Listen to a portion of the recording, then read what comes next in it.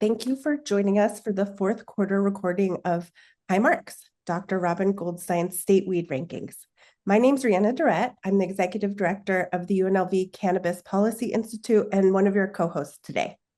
For those of you joining us for the first time, the Cannabis Policy Institute was first launched in August 2023 with the vision to expand, promote, and coordinate cannabis research, policy, and education at UNLV and beyond. One of the many ways we bring this vision to life is through regular panel discussions and webinars that spark conversation and connect the cannabis research and policy communities. I welcome everyone to check out our activities, including our policy briefs, newsletter, as well as our annual policy symposium at the CPI website. As usual, today's High Marks episode is based around Dr. Robin Goldstein's state cannabis rankings, and he will explain how he derives these rankings. A little bit more about Dr. Robin Goldstein before we introduce our esteemed guest. He's the director of the Cannabis Economics Group at UC Davis, where he also studies the cannabis, food, wine, and beer industries. He looks at consumer behavior, retail price trends, regulations, testing costs, legal versus illegal markets, and the economic impacts of policy. Dr. Goldstein has an AB in neuroscience and philosophy from Harvard, a JD from Yale Law School, and a PhD in economics from the University of Bordeaux. We are elated, and I'm sure everybody will understand why, to introduce our guest, Steve DeAngelo. As you know, he's one of the industry's most well-known activists and advocates, the author of the Cannabis Manifesto. He's the founder of the Last Prisoner Project and a co-founder of Harborside, ArcView, and NCIA.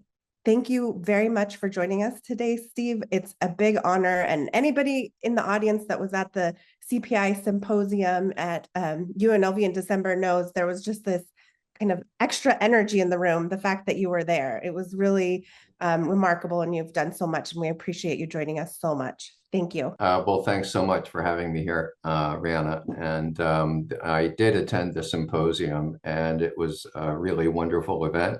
And I got to become acquainted with the work of CPI, and I'm really thrilled to see the work that you're doing, to be a part of it, a little bit of a part of it now. Thank you so much, and hopefully coming to UNLV to lecture and speak. And I should mention we co-hosted with Strategy 64 because they do a lot of the work. So I want to keep mentioning them so they don't give up on me and don't do my work for me. Thanks, Rihanna and Steve. It's just a pleasure and an honor to have you here. Cannabis Policy Institute symposium where we all met was amazing. I think as usual, it was like the best cannabis event of the year, and the kind of caliber of people you bring together and different perspectives you bring together there is just so valuable, I think, for all of us, and the conversations, not just the presentations, but the conversations over coffee and everything else there, including getting to meet Steve, who had been literally one of my heroes since I was, not quite a kid, but a very young adult. I moved to Oakland in 2010, and Harborside was the first this medical dispensary that I had ever visited in Oakland, and the experience there was just different from anything else I'd seen. One time I was there, and Steve was actually there. He's you can always see him from across the room because of his trademark hat, and there was at the time, of course, he wouldn't remember this because I was just a customer standing in line, but there was like a whole film crew there filming you, Steve, and I was like, wow, this is 2010, this is early days of legal weed in America, and there's like a national level TV crew there who's taking seriously what's going on there, and what's been so interesting and amazing about following over the years of your role in the legalization process and the advocacy process, that I've in various ways been kind of involved from my end since high school is just been the way that it's the legitimizing impact that you've had in terms of saying this is above board, this is so professional, this is the kind of store that you could feel very comfortable and safe being in, and it just sort of shattered a lot of people's images of what cannabis was. Their images of cannabis, their associations or connotations with cannabis, and talking about its medical value, but also the high quality and the level of professionalism and service and every other aspect there. So there's a lot more to talk with Steve about his history. We're going to delve into that in the second half of the show. It's going to be really fun. We're going to hear some amazing stories. But the first half of the show, as those of you who've been here before know, is going through my weed rankings. The weed rankings are going to be, it's called High Marks. This show, unusually, we're going to be releasing a very detailed report. It's about 30 pages long with kind of capsule summaries, half a page to a page of each state in the top 25. So it's the top 25 weed states in the country, according to my own subjective opinion, bringing in a lot of data, a lot of information about regulatory situations and developments across the country. And just to give you a little bit of background about how we come up with the rankings. So obviously it's subjective. I'm an economist. I first of all take an economic perspective on the situation in different states. But in this case, in the case of the cannabis industry, the economic and social justice are very closely connected. And the states that have created the most open legal systems where there's open access to many different people across the social spectrum, across socioeconomic levels, and where the barriers to entry are relatively low, those states do well in my rankings. So one thing I should make clear, this isn't a measurement of how much money, it's not a comparison of how much money is going to be made state by state. It's first of all per capita. So small states and large states are judged by their relative potential relative to the number of people and the size of the state. But beyond that, it's not just about financial performance. It's about how much the cannabis industry, not just today, but in the future, in a future that we can all foresee, where there's national legalization and there's legal interstate commerce and there's trade between states in cannabis across the supply chain, which states are going to fare best in that world, in that future world. And, one of the things it has to do with is states that have the ability to produce inexpensive products, will do well on the cultivation and the manufacturing sides. Obviously, the retail situation is different, where you're serving people in your own state and sometimes tourists. So I look at all the different, I don't favor one level of business over another. I'm looking at cultivation, manufacturing, distribution, and retail. And states can succeed in any of those. Some states, I think, are better positioned. States like Texas and Arizona, which are not particularly nice places to grow cheap outdoor weed, but high quality weed because of the climate, but are very well positioned in terms of costs and infrastructure to be distribution or manufacturing states. So states can succeed in a number of different ways, and I'm not biased toward any one stage of the supply chain, let's say. So with that as a background, the way we're going to do this is we're going to start with number 25 through 21, and then we're going to go 5 states at a time. We're going to put up the slide for 25 through 21, and we're going to reveal those rankings, and then I'm going to go through those, and then we're going to discuss, this is the fun part, with Steve and with Riana.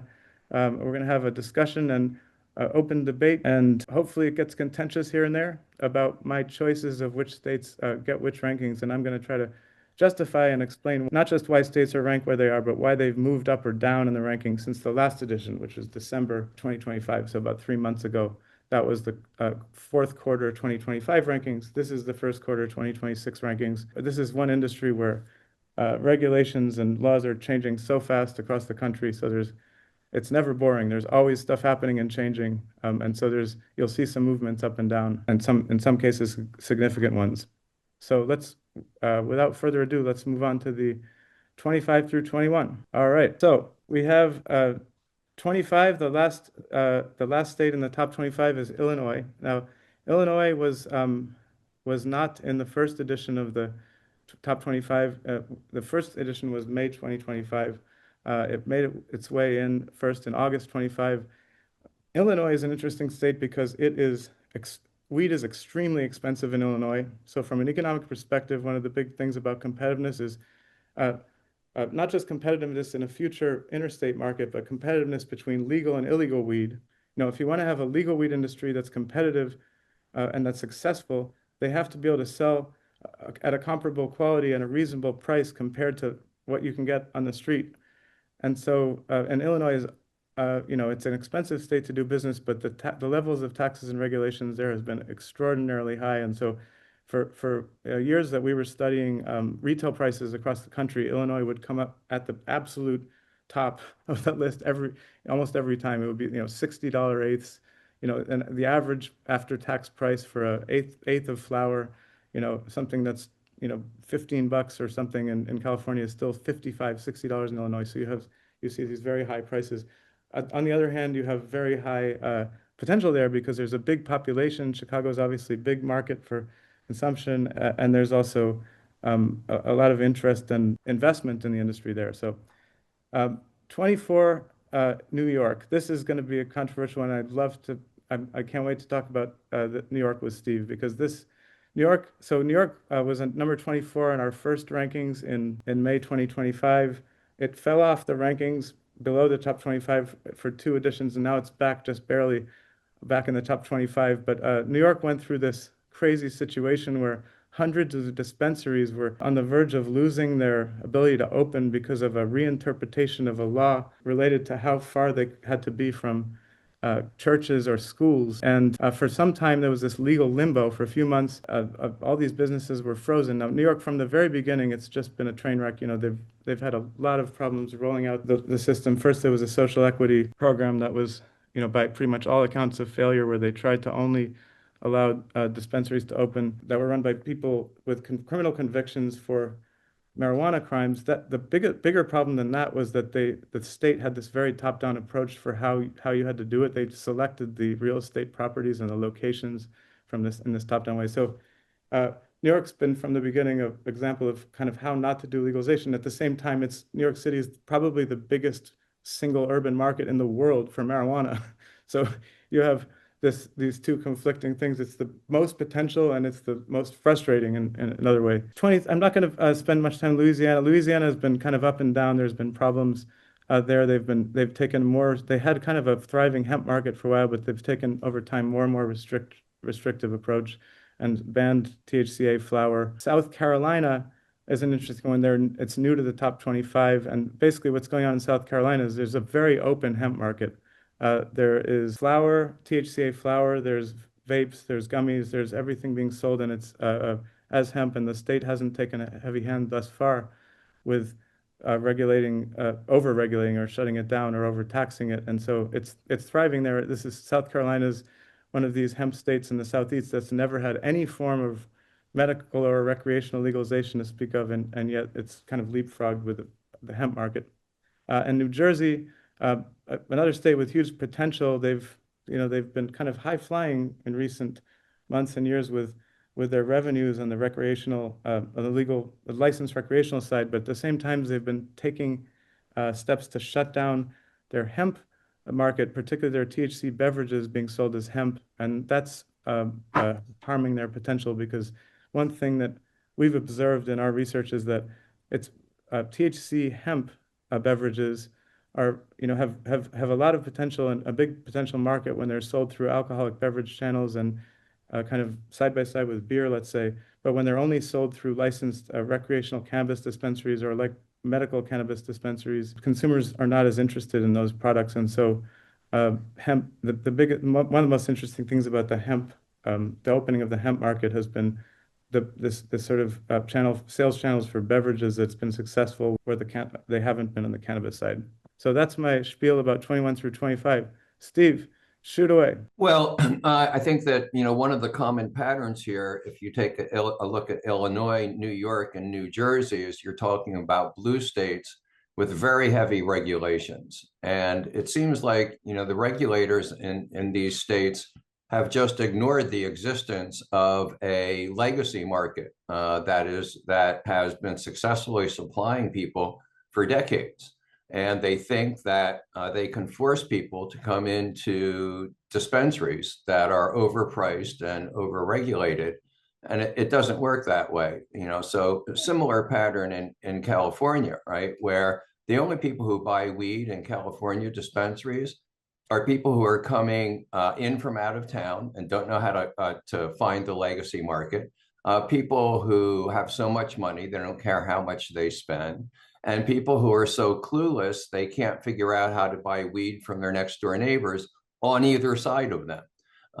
And so it's a common pattern, and it's really a sad pattern that we see these states that in many regards were pioneering in terms of changing the law, really have their heads stuck in the sand when it comes to creating an efficient market. Yeah, that might be the greatest irony of legalization. The states that were the first to do it, the states that whose voters, had the courage, to decriminalize in various stages and create a legal system, those same states couldn't help but overregulate and overtax in ways that basically prevented these legal markets from getting off the ground and taking the share from illegal, which was entirely the voters' intention. I mean, in Illinois, California, we're going to come to California, later in the rankings, but Illinois is an example of a state that's where the prices are still so high. California, at least you have, for however much, people in the know are still buying the legacy market, but at least in California, the weed in some dispensaries, some of the weed is affordable and a high quality. It's not off the wall compared to what you could get on the legacy market. Whereas in Illinois, you just have orders of magnitude difference in prices and not any higher quality, probably lower. What's your take on, and Riana, please chime in here anytime you want. I'm curious, I wanted to discuss New York for a minute because everyone's always interested in New York. What's your take on New York? Well, look, New York was always going to have a challenge. When I was an underground weed dealer and smuggler back in the day, if I got a really good load of weed, super high quality, I would pay any price for it. And then I would take it to New York because I knew that I could sell it at a higher dollar and a quicker turnaround than I could anywhere else in the country. And so, New York consumers became used to a very, very high quality of cannabis. And what we know about high quality cannabis is you don't produce it in your first year, your second year, your third year. It usually takes 5 years or 10 years at least before growers get enough experience with the plant to really reliably be putting out high quality cannabis. And so in many ways, the first earliest dispensaries were, they had an impossible competitive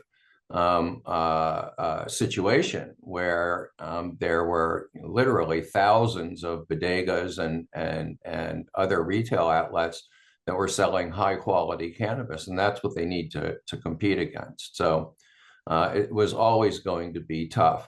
And then, there was various different steps of regulatory madness that happened there. And, the thing that New York regulators really, in my opinion, should have done, and I think other regulators should still consider, is, you cannot enforce a legacy market out of existence. And that's what they tried to do in New York.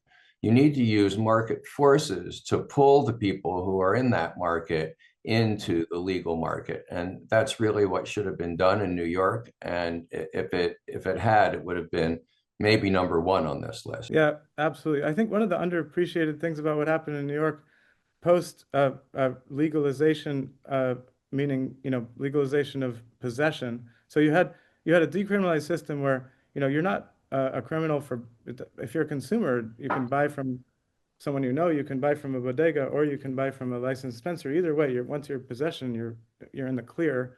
So what happened with the bodegas that I think is under-discussed or underappreciated is that the bodegas were all getting their high-grade weed from California. And then the licensed dispensaries, the few, the very few at first that even existed, but now there's more. But still the issue is that they're having to compete on quality. Because of the nature of these, and this has happened in every single state that's legalized, because of the nature of this gated system where all the weed that's sold under the legal recreational banner in New York has to be produced in New York. All you can buy is New York weed, and there's some good New York weed, but on average, California makes the best weed in the world, and New York doesn't have a great climate for it, and it's really hard for those growers and distributors to compete on quality. So it wasn't just that the bodegas or the legacy market were underselling the new recreational market, it's that they were also beating them easily on quality. Well, and they had no sources of supply. I remember that, the genius idea of the way to supply these dispensaries was to allow them to buy from the hemp farmers. And the hemp farmers hadn't had any experience growing high quality cannabis. And so it was, I don't know who thought up that boneheaded maneuver.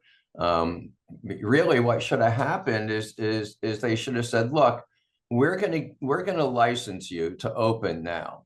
And for the next 2 years, or until such time as New York has an in-state supply of good cannabis, we're not going to look at your supply chain. It's not any concern of ours at this point. And at the point that we can supply you with a sufficient supply of high quality New York grown cannabis, then we'll put that requirement on you. I advanced that theorem to the regulators in New York, and they accused me of being an advance man for California cannabis sellers who wanted to take over the New York market. You already I think ran. that would have been a good thing. It will still happen. Don't worry. I mean, it's and one interesting thing I learned from talking to some folks who were and by the way, these bodegas. One of the things that was, I think, so disgusting that was happening there is they do these raids on these immigrant-run bodegas and make an example of them and say, oh, that's the problem. The reason why the system isn't working isn't all the mistakes we've made from day one. It's the fact that a few immigrants are just after weeds become legal, they're just selling better quality weed at a reasonable price and giving their customers what they want. And a lot of these guys were interestingly cutting costs by, like, for example, making their own pre-rolls or buying in bulk. And so they were compressing stages in the supply chain that were being legislated and forced into existence by legislation where, for example, you have to pre-package everything, something that anyone who loves weed hates. The deli style service that we all got in California before 2017, before 2018, and many other states in the medical market that was less regulated, got turned into this requirement to be pre-packaged where it dries out and it's, there's waste, there's packaging waste, there's environmental impacts, all this stuff they were making people do that was completely unnecessary, was just adding to the competitive disadvantage for the industry that they were trying to bring into existence and support. So I hope that other states look to New York, are continuing to look to New York as let's learn from the lessons of what not to do, and hopefully New York can. I mean, I think in a future market with interstate commerce, yeah, a lot of the supply will be coming from California. Things will change. There'll be a lot of money to be made there, but I think it's a fascinating case study for everyone who studies the industry. I'll say something just to ignite some controversy here. A lot of these states that legalize, not as much New York, because they really should have brought in some people from other states to, anybody could have told them, you go ahead and legalize without legal distribution channels, you're going to embolden the illegal market. We all had that experience and somebody could have told them that. But when they legalize in a lot of these states, especially purple states, it's like a bargain with the citizens. They're agreeing to these ballot initiatives with the concept that this will all be tightly regulated. It's not, I think I definitely see the wisdom on pulling back on some of our regulations, especially because otherwise you're driving people to the legal market. That's what the whole, what you are there to combat is the untested and unlicensed and unregulated market. But I think they had to make some of these regulatory frameworks have to make compromises with at least appearing very tightly regulated so that there's not pushback like there just was from the New York Times editorial board. Well, let me push back on your pushback a little bit, because how does that explain states like Oklahoma, where you have much more conservative voter base and much more open cannabis regulatory system? So I think that really the bargain with voters is, there's a lot of people who voted in favor of legalizing cannabis who would never consume cannabis themselves, who would be quite upset if their children were consuming it.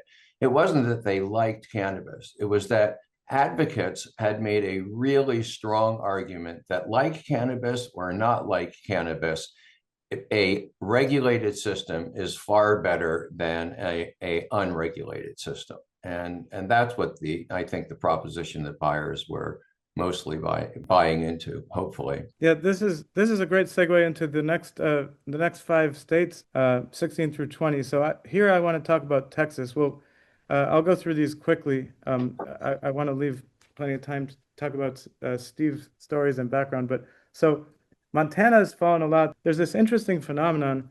So you see here, there's 4 of the 5 states on this group, 16 to 20, are these red states that are in name at least, these kind of freedom-loving, libertarian-leaning, supposedly business-friendly states. It's been really interesting to see how the red states have sort of shaken out. Some of them have sort of actually lived out that promise and allowed hemp markets to grow where there was no cannabis, recreational or medical legalization. Kentucky's an interesting one because you have 2 senators in Kentucky, both Republicans, Rand Paul and Mitch McConnell, who are on opposite sides of the hemp issue. McConnell was pretty much responsible for this potential national hemp ban that might take effect in this November. Paul was maybe the biggest spokesperson for keeping the hemp industry alive. There's a lot of farmers in states like Kentucky, also North Carolina and Georgia. Some of these folks who, since the tobacco settlements, haven't had much going on economically, and they found new life in hemp. They found new revenue sources and ways that they could be profitable and kind of bootstrap their way back up to economic viability in their farms. And then, along comes this proposed kind of compromise deal in this budget bill that wants to shut it all down nationally. Some states have already passed local laws that will now come into conflict with national laws. Texas is, for me, it's been the most volatile and interesting state to watch over the last year. They've built up a completely open hemp market where there was, including THCA flower, thousands of legal cannabis retail outlets across the state, opening tens of thousands of jobs, billions of dollars of economic activity. None of it intended to begin with by either the federal government in 2018 when they legalized, let's say accidentally or unwittingly, created this, some people call it a loophole for intoxicating hemp. But what happened in Texas over the course of 6 years was a huge economic boom, and people weren't dying, people weren't getting sick. The medical system in Texas up to that point was nothing to speak of. It was pretty much completely non-functional. There were like 2 medical retail outlets in the whole state. They weren't even allowed to sell flour. So medical patients in Texas had no access to legal medicine. This hemp market opened, and suddenly, by my estimation, $4 billion of economic activity. And then along came Lieutenant Governor Dan Patrick and leading the charge to just shut the entire thing down, reverse all the progress that had been made for 5 or 6 years. It turned into a very bitter, contentious battle. It was a very moving thing. People came from all over the state, veterans. You had, and these are mostly Republicans. People from the countryside in Texas. This wasn't a political or ideological battle. These are just people whose children had been cured for the first time of their autism, or their veterans whose PTSD had been treated effectively for the first time by hemp, what was being called hemp, that was psychoactive THC cannabis. And then along comes the state, let's shut it all down. We didn't mean to do this. What's the latest situation is now that Texas has turned over beverages to the alcohol system. So TABC, the Texas Alcoholic Beverage Commission, is now administering hemp, which is now basically limited to beverages and gummies, and they've illegalized THCA flower, which is 50% of what had been the legal hemp market there, and they've also legalized other inhalables like vapes. So there's a huge fight there still going on, but there's more economic value that's been destroyed there than anywhere else I've ever seen by regulatory act in the last couple of years. Georgia is an example of the opposite thing, or Georgia has not yet done what Texas has done. They still have an open hemp market. They haven't yet taken drastic steps to either limit it or regulate it. It needs, you need to have age limits. You need to have basic rules and regulations in place for these markets to function. And so some of these states are still, North Carolina is another one, they're still behind the curve in terms of, when you don't have any rules governing it, like a 13-year-old can walk into a gas station and buy a intoxicating hemp gummy. No one wants that. And so and the hemp industry, above more than anyone else, wants to be regulated. They want reasonable regulations such as age limits, labeling, testing, basic things that guarantee safety and verify the legitimacy of their products. And the good actors want that more than anyone. A few bad actors don't want that. But what's interesting is that the approach taken by Dan Patrick and that kind of camp is like, no, let's just illegalize it all. And so it's all unsafe, it's all unlabeled, it's all untested, it's all sold to any ages, you know.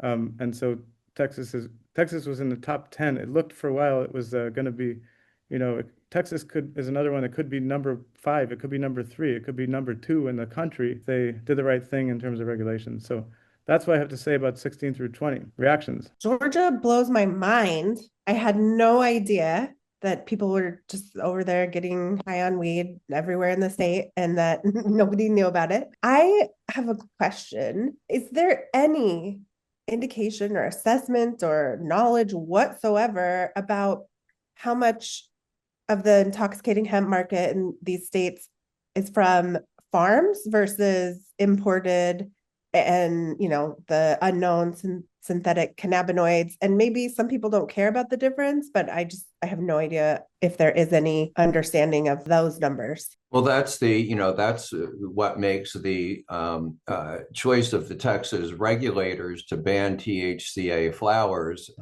really, kind of inexplicable, right? Because that's 50% of the market. It's all of that cannabis is all that most of the THCA flowers that were going into Texas had been tested. And now they've created a situation where that huge chunk of market, maybe $2 billion, is now returned to a market that doesn't have testing, and imperiling, not only killing economic activity in a massive un-Republican kind of way, but also imperiling public health. And Dan Patrick toots his horn on and on and on about public health, but he's just put people into serious danger. So it's a ridiculous situation that you have in Texas. When I look at what existed in Texas before this regulatory destruction, it really resembles what the earliest pioneers of this movement always had in mind. We never thought that cannabis was going to be behind the walls of these overtaxed and overregulated limited license models where regular people can't even dream about starting one of them. What we always had in mind was that cannabis would flow through all the normal chains of commerce, that, wherever you had alcohol being offered to people, that the safer, more natural alternative of cannabis would be offered. I mean, alcohol kills 2.6 million people per year globally, according to the World Health Organization. Cannabis, 0.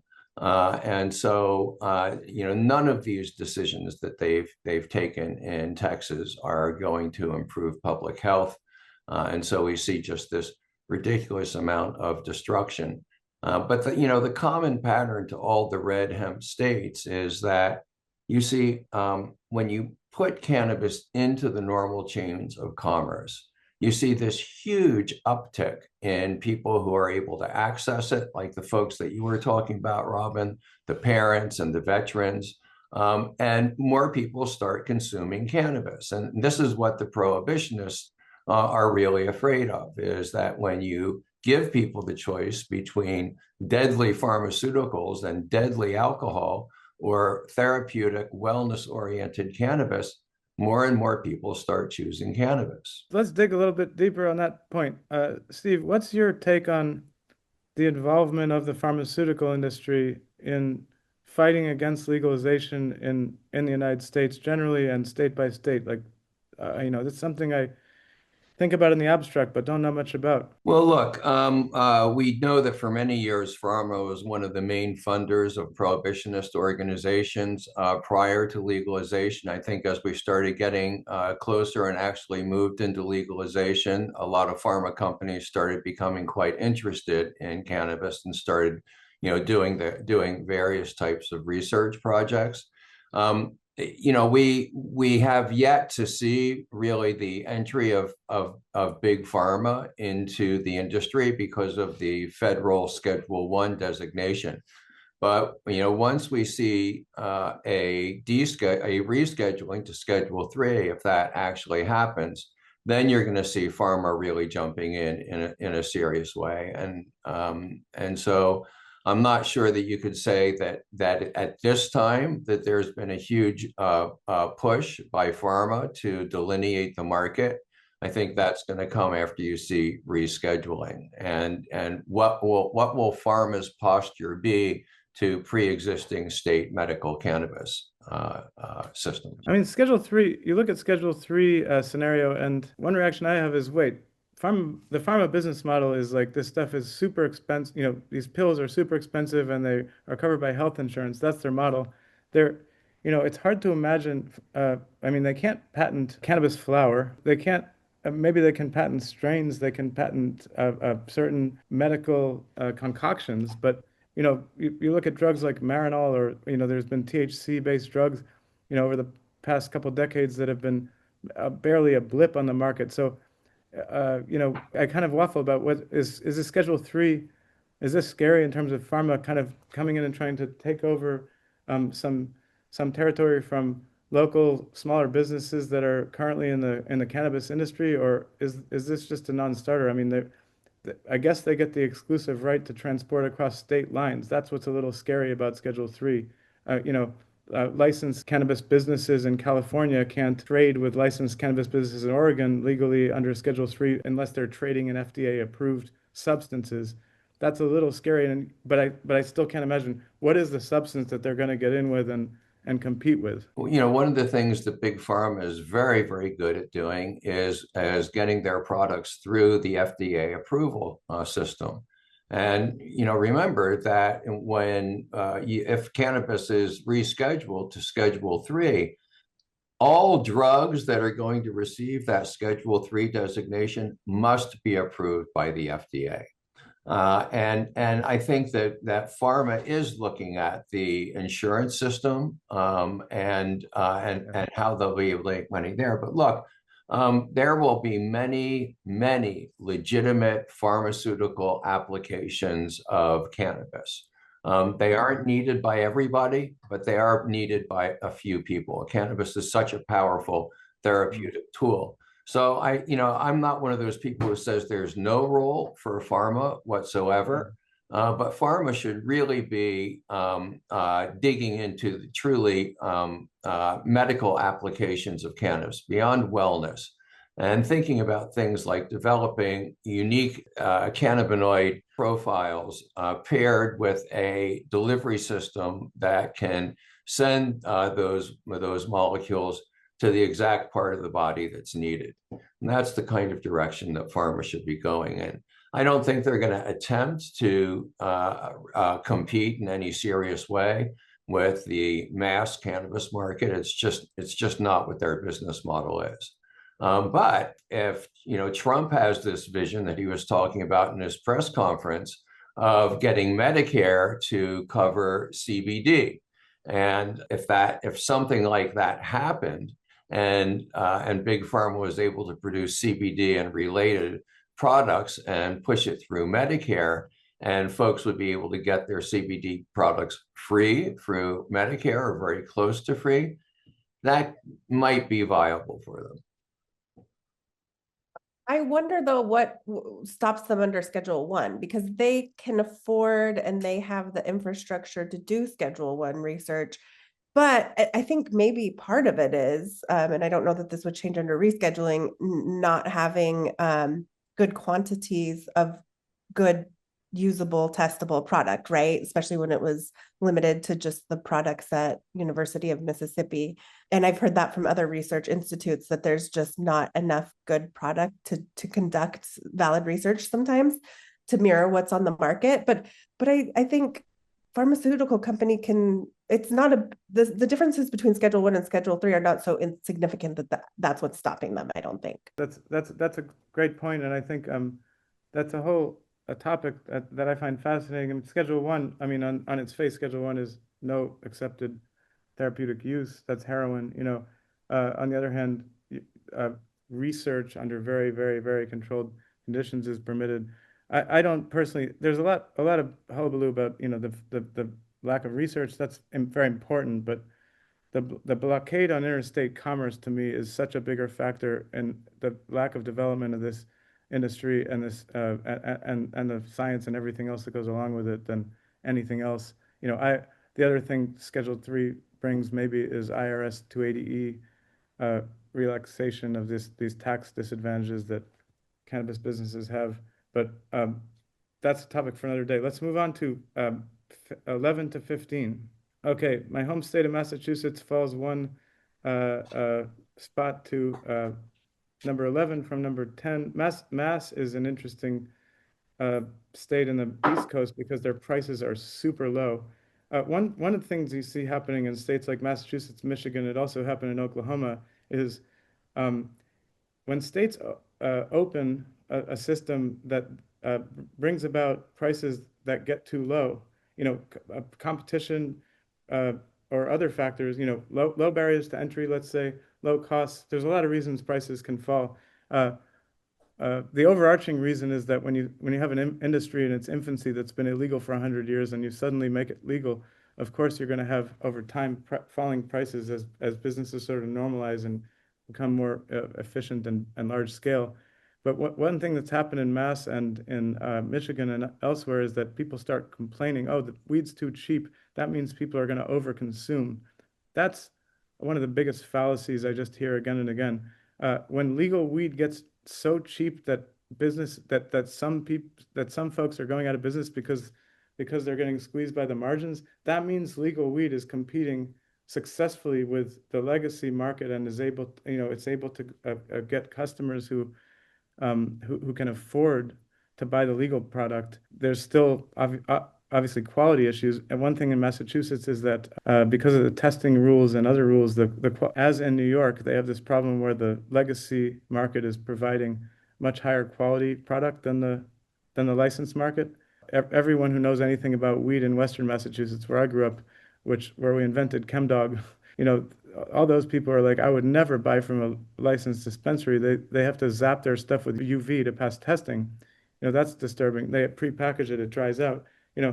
All these quality issues where the regulations are literally imposing quality, inferior quality on the legal market where they can't compete with the legacy market. The rest of this group here, I'm not going to spend much time. Minnesota has been a very interesting state to follow over the last year. They've been a leader in hemp beverages and in hemp in general, integrating kind of side-by-side hemp and cannabis markets. They were doing really well, and then suddenly they raised their taxes by a lot, from 10 to 15%, reversing a lot of the progress that had happened there. Tennessee has been maybe the most volatile state in the country, in terms of, in my rankings anyway, in terms of, Tennessee started the whole THC hemp kind of guerrilla rebellion, let's say. In around 2021, you started seeing folks in Tennessee selling both hemp products like gummies and vapes, but also THCA flower, claiming it was legal. The state accepted that interpretation, codified it into law in, I believe, 2022. And then at that point, they still didn't realize what they were doing. The legislators still didn't realize what they were doing. They didn't understand that THCA flower was the same thing as a THC flower. And so then they said, wait a minute, let's go all the way back to 2019 and pretend none of this ever happened. Let's pretend a billion-dollar economic boom didn't just happen in Tennessee, where it's needed most. And this is one of the poorest states in the country where farmers who had nothing were raising their families out of poverty and not just producing hemp that was being sold locally in the Tennessee market, but shipping it across the country and being like a hub for the whole hemp movement that grew across the Southeast.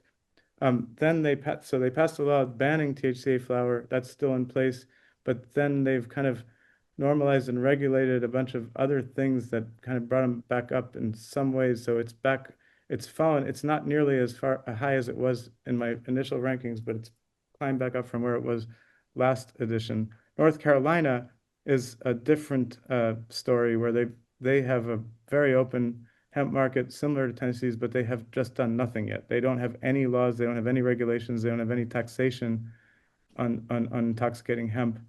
So it's a great market right now, but no one knows what's going to happen. As all the states that have just done nothing yet, everyone knows sooner or later something's going to happen because they can't let kids buy it. So North Carolina is kind of a wild card. What are your responses to those five? Well, for me, Minnesota is really standing out as one of the success stories. Admittedly, forward and backward, but they are a state which has managed to have both a licensed sector, a limited license sector, and a thriving hemp sector. And they've taken a regulatory approach that's going to allow both of these sectors to develop, which I think is really, really smart.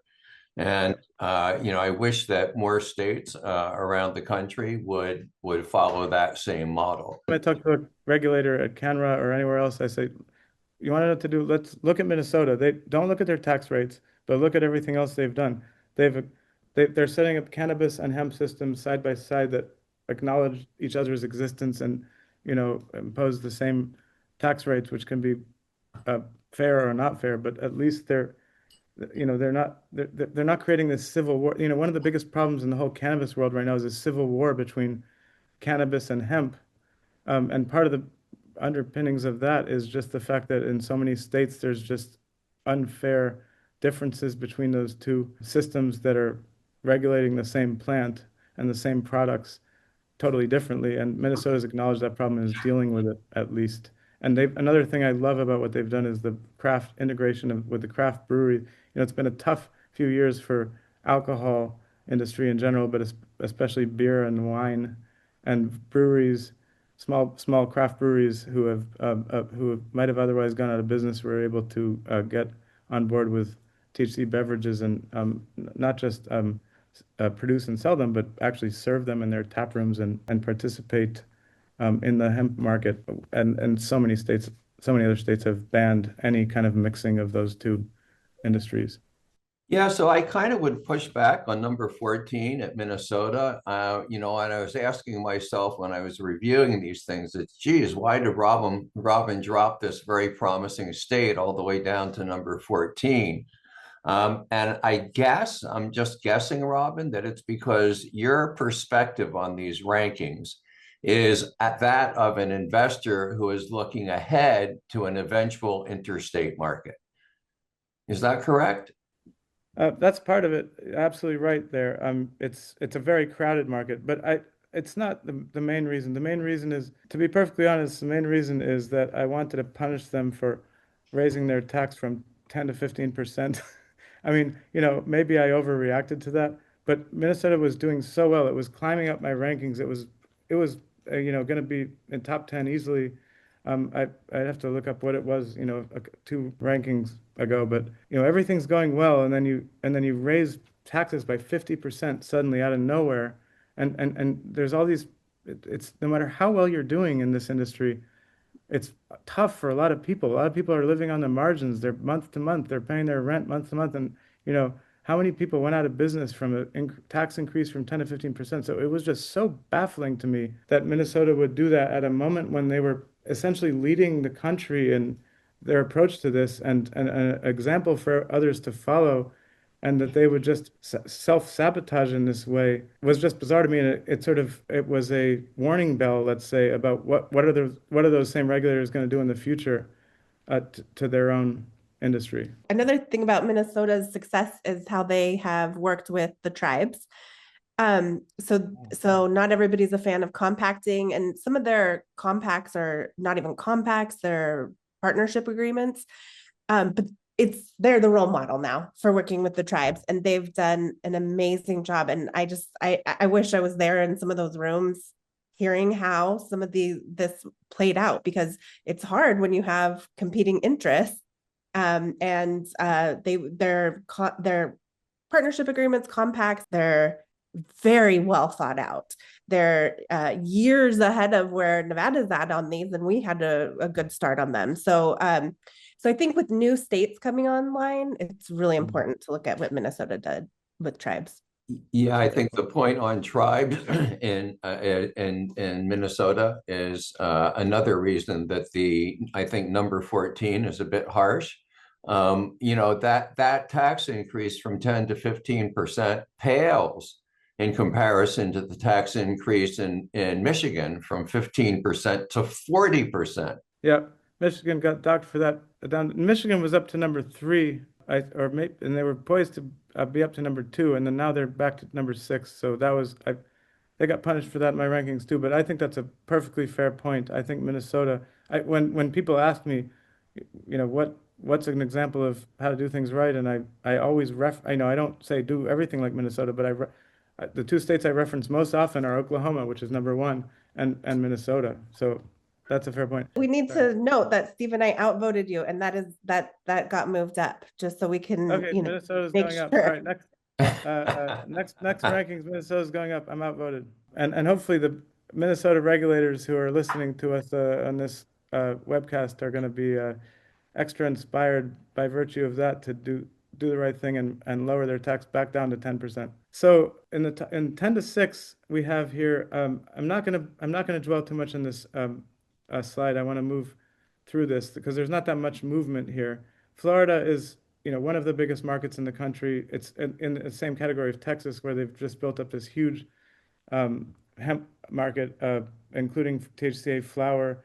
You can walk in, any block in any major city in Florida. You can walk into a convenience store or some of them are specialized hemp stores. Some of them are just ordinary, bodegas, and you can buy a whole range of products of decent quality. It's a competitive market. Florida is very interesting with respect to beverages. They've been, I don't think I've seen a better developed market than for beverages in Florida, other than maybe Minnesota. But Florida is such a big market. I mean, you have I think 30 million people there, and there's and lots of tourists, and so you have huge potential. It's just a huge wild card. No, a couple of years ago, DeSantis basically saved the whole hemp industry. He emerged as the most unlikely hero in the history of American cannabis. I would say, Ron DeSantis of all people, he comes and saves the day. And then it's funny because Abbott did the same thing we thought, in Texas a few months ago, but then it didn't quite work out. Florida to date still has THCA flower, unlike Texas, which has killed it. So for now, it's doing very well, but anything could happen any day. And by all accounts I've heard from sort of political insiders in Florida, it's not that DeSantis actually supports, hemp or cares about the issue from a just perspective or anything like that. It's all political. So, if someone cuts the right deal with him, he'll shut it down overnight to accomplish some other aim. So Florida is a state you should be excited about and also very scared to invest in. I think if you're an investor, and it's also crowded. I mean, but in terms of exports, there's a lot of potential there. It's not a state with particularly high costs. There's land and low labor costs there. Michigan, we talked about earlier. I'm not going to dwell on the other 7, 8, 9 here. Arizona, Washington, Missouri. Michigan is a tricky state because it has the lowest costs. I mean, in Michigan, you can buy an ounce at your average dispensary. You can walk in and buy a decent ounce for $50. That's something that you can't say that about many states in America. I'm talking about an ounce of flower.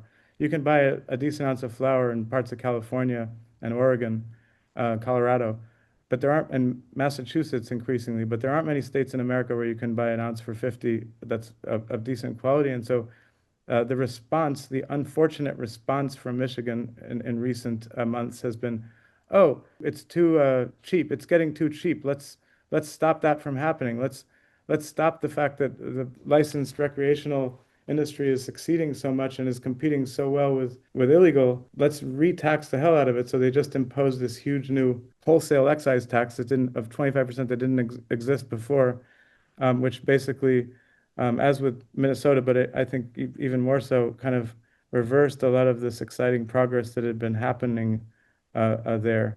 24%, not 25%, 24% excise tax on wholesale adult use cannabis products. And that's on top of a 10% retail excise tax and 6% sales tax. People get scared when weed gets too cheap and accessible. It sort of riles up these old emotions in people. Oh, we don't want a dispensary in every block. We don't actually want access.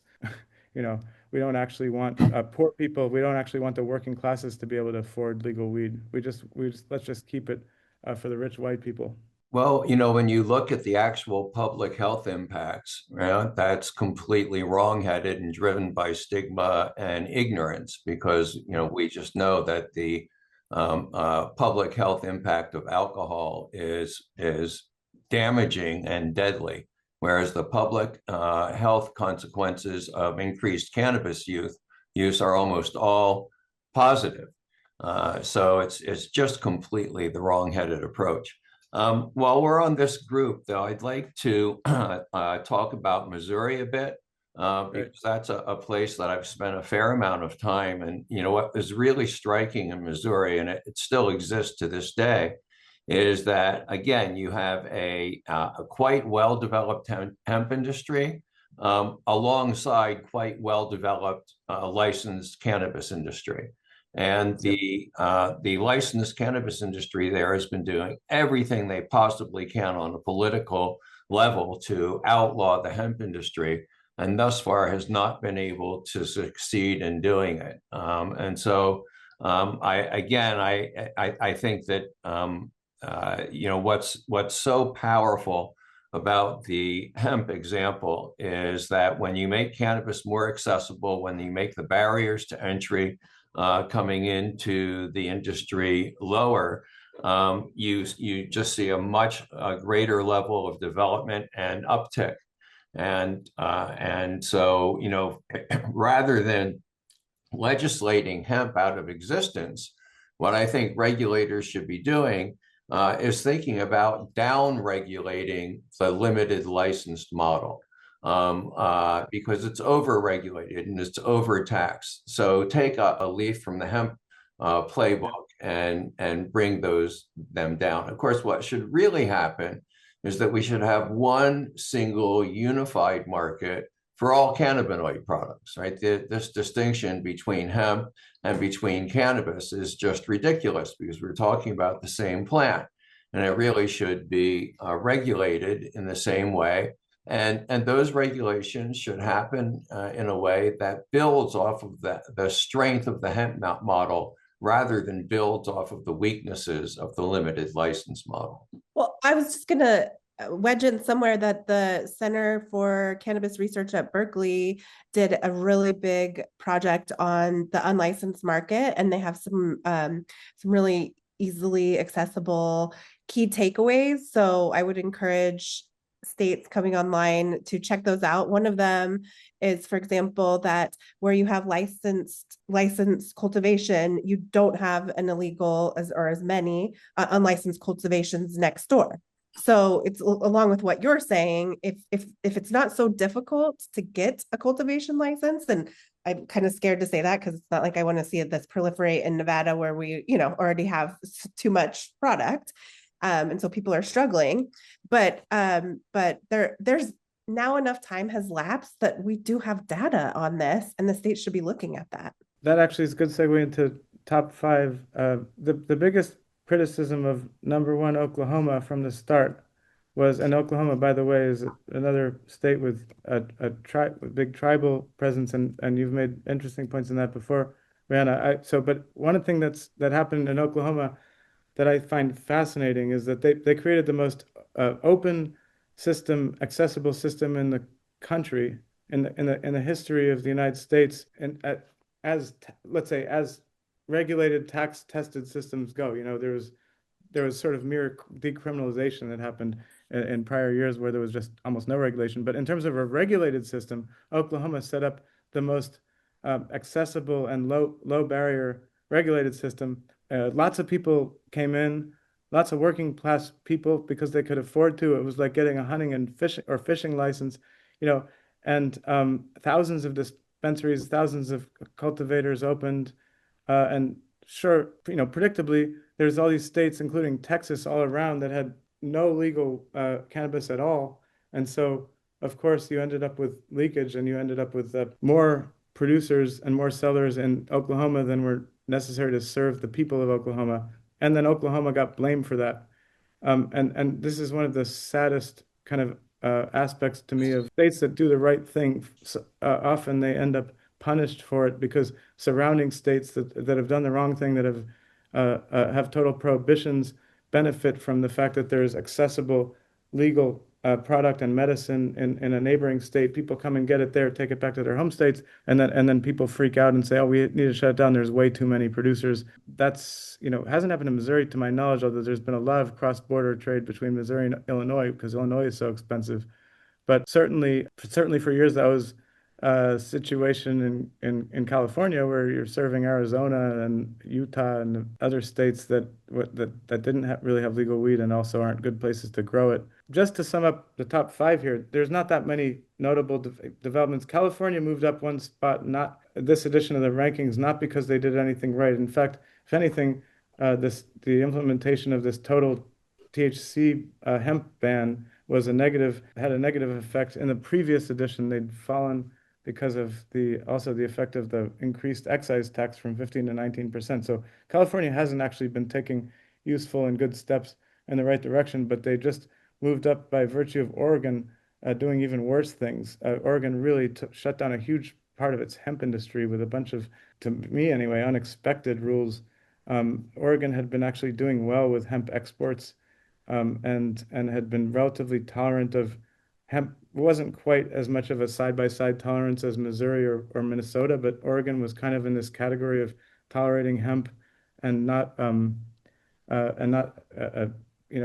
bowing down to the let's say licensed cannabis lobby that says, destroy hemp completely. And then they kind of backtracked on that. They limited beverages to 2 milligrams THC per serving, which essentially eliminates the hemp THC beverage market.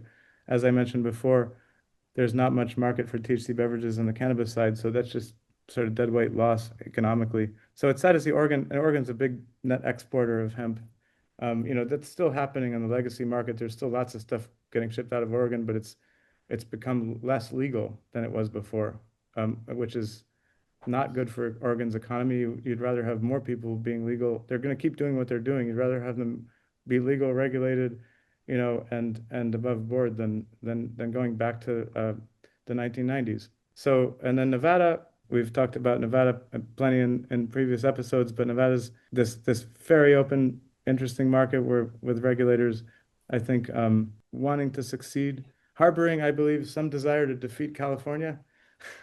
And I think that and there's this still untapped tourist. The biggest and most frustrating thing about Nevada that we've talked about many times is that this huge untapped tourist market on the retail side in Las Vegas and Reno, where there's a barrier enforced between cannabis businesses and gaming businesses that is essentially, among other things, essentially banning all legal cannabis retail from the Las Vegas Strip, which is one of the world's biggest tourism hubs. And so there's just this huge amount of money and safety, more importantly, being left on the table there.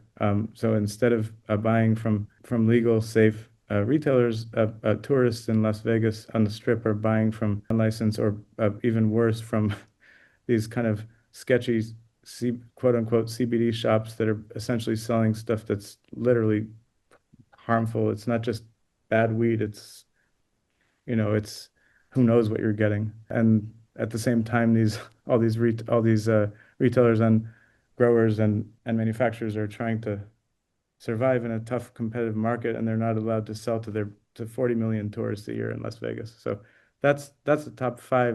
Unless either of you have any big points about the top five there, speak now, but I want to save the rest of the time to hear a few stories from Steve about your background and how you got into this. Okay, but wait a minute. I cannot just jump over California here, which in my ranking may be way down at the bottom.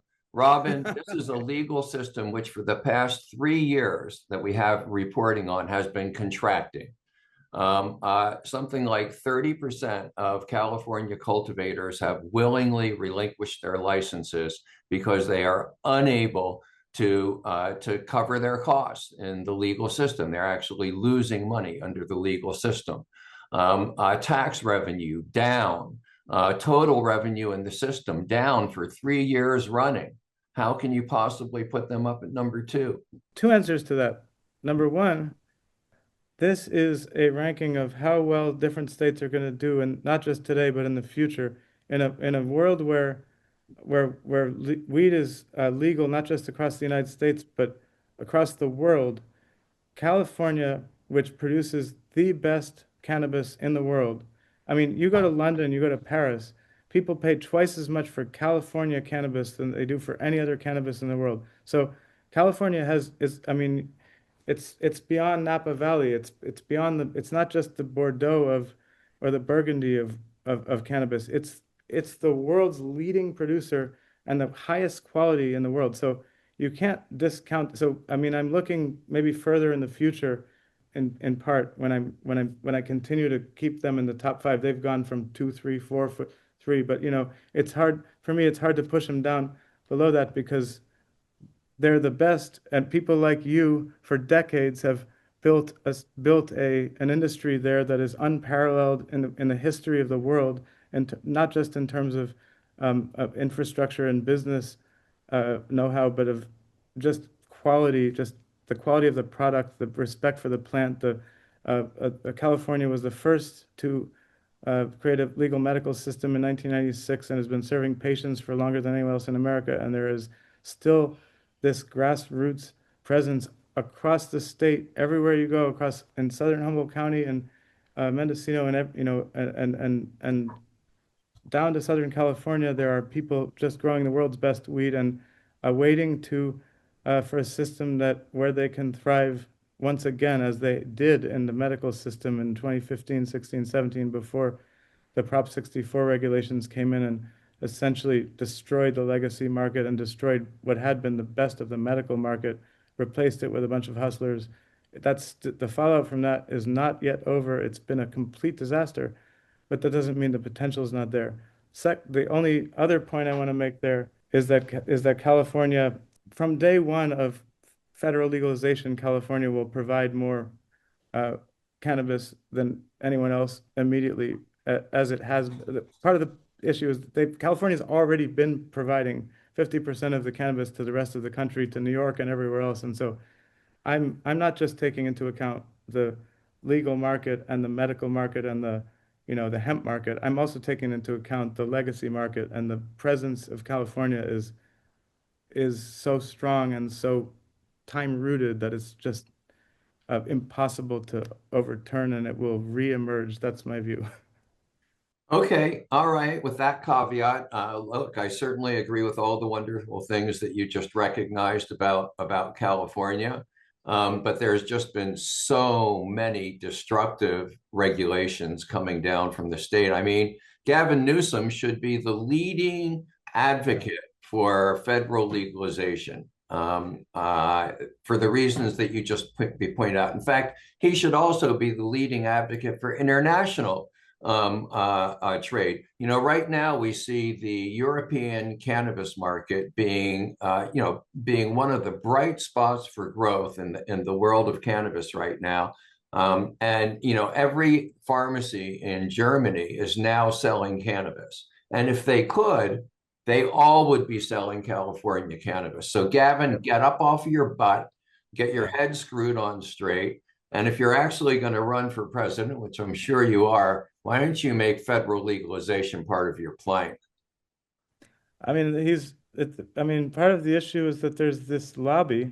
You know, it's interesting the way that some of these hemp states have this advantage where they can leapfrog states like California, where there's this lobby of early adopters of the licensed recreational system or medical system, for that matter, who feel wronged by not just hemp coming in, but anything that opens the market more. They feel wronged. They're like, they got into it. They're like, it's New York City taxi medallions. We got one of these coveted, first licenses. We should be able to be part of a cartel, part of an oligarchy for the rest of our existence of our business. I think too many businesses built their business models that way. They expected them to a number of licenses to stay limited. They expected prices to stay high. That's completely unreasonable.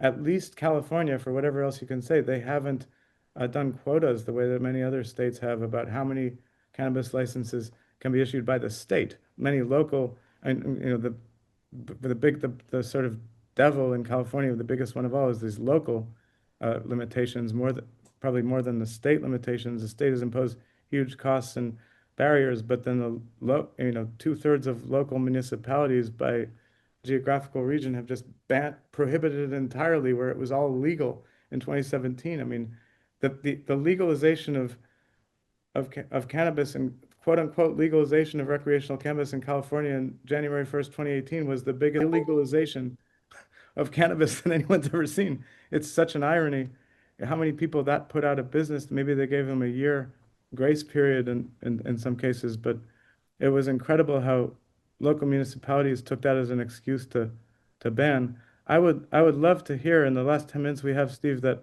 uh, I know what you've mentioned throughout our discussion already that your background and you were selling on the legacy market and kind of, but I'd love to just hear how you got into it and what were the moments that were most striking to you in terms of this battle you've been fighting for decades, from the beginning through the current situation. Yeah, if you take a look at my career, my 50-year career, 50-year plus in cannabis, the first half of it was spent entirely in the legacy markets. This is before I came to California, and I built, quite a large cannabis business, primarily working out of Mexico, and bringing that cannabis to East Coast markets, including my hometown of Washington, D.C. And then we use that money to make cannabis legal, to fund legalization efforts, and to create legal cannabis companies. So I created my first legal hemp company way back in 1989. It was called Ecolution, and it was funded with the money that came from all of our underground cannabis sales. Later on, that money helped us fund Hemp Tour, which is a under-recognized but still very important part of the history of cannabis in this country. Created a huge amount of change and broke down a lot of stigma along the way, all the way up to Initiative 59, which was our medical cannabis initiative that we passed in 1998 with 69% of the vote. So my time in DC came to an end after I was arrested with 219 pounds of weed. And that ended the underground part of my career. Then came out to California and started working in the legal industry here in California. And a few years later, started at Harborside when Oakland became the first jurisdiction anywhere to license cannabis businesses. So that's the perspective that I bring to this is coming out of this very deep level of experience. Every year for many years at harvest season, I would go down to La Sierra Madre in Mexico, and I would spend a month, 2-3 months, as long as it took, going from rancho to rancho, ranchito to ranchito, putting together 50 kilos here, 100 kilos there, until we had a load large enough to smuggle into the U.S. When we were talking last week, you mentioned when you were basically starting Harborside, or when you already had this experience with these sellers in Emerald Triangle, you were producing hash. I was curious to hear again, the story of that and how you encountered the early adopters, the first dispensaries in California, and you didn't think you saw the way things were working, and you saw opportunities to improve that and sort of turn it from this maybe haphazard system into something better. And I think that was definitely like one of the important roles you played in the history of California cannabis. So I was just wondering if you could tell a little bit more of that story again. Sure, I'll give you the 5-minute version as long as you promise to invite me back so we can do a little bit more of a deep dive. I want to talk for 3 more hours. All right, cool. So I land in California after this calamitous bust in on the East Coast. It took up all of my dollars. It was devastating. And so I had to rebuild, and I had nothing, but I did have really good relationships in the Emerald Triangle where I had been going for decades and buying weed and bringing dollars back to the Triangle. So I went to my friends, growers up there, and asked them for their trim. And in the beginning, they were happy to give it to me just because I needed it and I was their friend and I'd done lots of good things for them in the past. Later on, they started charging me for it.